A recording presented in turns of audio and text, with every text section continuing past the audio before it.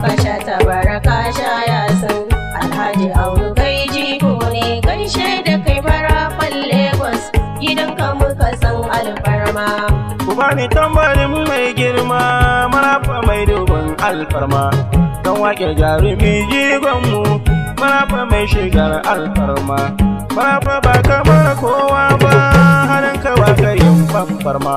Marafan Lagos Alhaji Abdullahi Umar ya bayyana cewa sarautar marafa ya gaje ta ne daga mahaifinsa. Ya bayyana hakan ne a lokacin da muke tattaunawa da shi dangane da irin ci gaba da 'yan arewa suka kawo a jihar Lagos, inda suka kwashe sama da shekara 150 suna zaune a Lagos.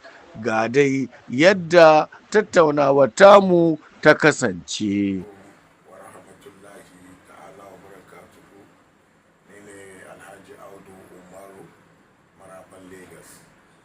To ranka daɗe za mu so mu ji takaitaccen tarihinka.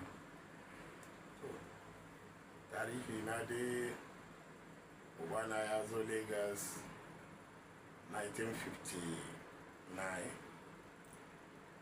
58 sorry.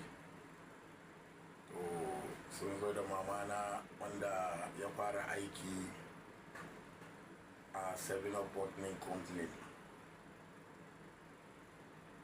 Ya aiki da su har sai da ya kai shekara wajen 50 da su yana aiki, saboda yadda wanda ne na ɗauka daga inda ya aje yana tare da su a ciki ne irin halayensa da aka gani da kuma zamantakewa ta jama'a da jan jama'a a jiki, wanda yake kuma yana son al'amari na bil'adama, ba ma wai bahaushe kadai ba ko musulmi ko kai kristan ne ko kai wani irin yare ne, inda ya ganka cikin wani kunci insha Allahu rabbi sai ya yi kokari, sai dai yin karfinsa bai kai ba, kuma ba taɓa yin ma wanda karfinsa bai kai ba. Shine Alhaji Umaru wanda ya ba suke mai lakabi da Alhaji Dogo.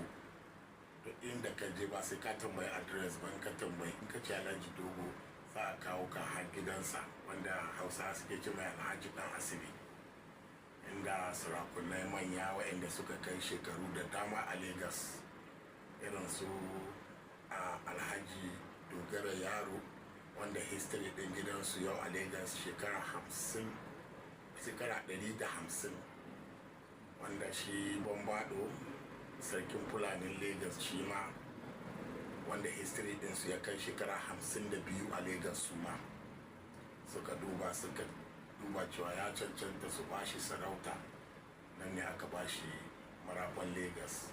Wato kenan ita wannan sarauta gadon ta kai gado na yi gurin babana. To ya zama ta kewar ku take tsakanin ku da mutanen ƙasa, ganin cewa kai ma an haife ka ana kasancewa kuna zaune lafiya da mutanen ƙasa? To zamantakewa yanda kake gani yarbawan garin nan, inda ka iya musu ko mutanen garin nan zan ce kadance yarbawa insha Allahu rabbi, inda ka iya kuma ka iya zaman ka, to insha Allahu rabbi kamar kana garin ku ne, ba su da matsala.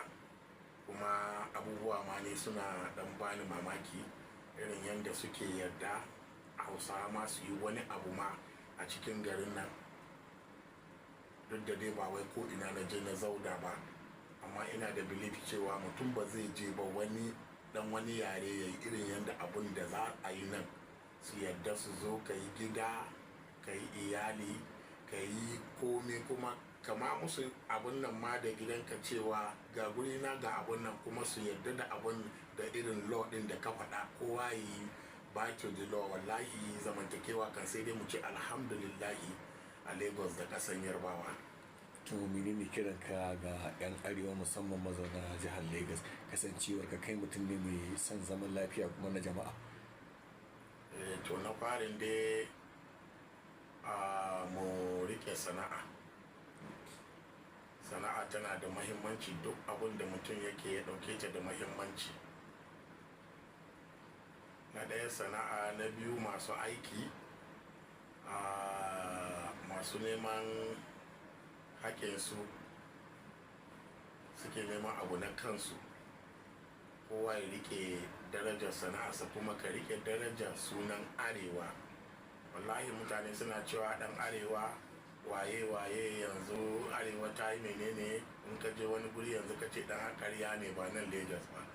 Har gobe ana daraja dan arewa, kuma ko menene suke yi suna sa mu ciki yanda mu ma muke sa su ciki, yanda wa'yansu ma har ya kai ma ana haihuwa ana auren juna, har irin zamantakewan ta kai ma ana hada iyali. To kayi wannan maganar take mai matukar muhimmanci.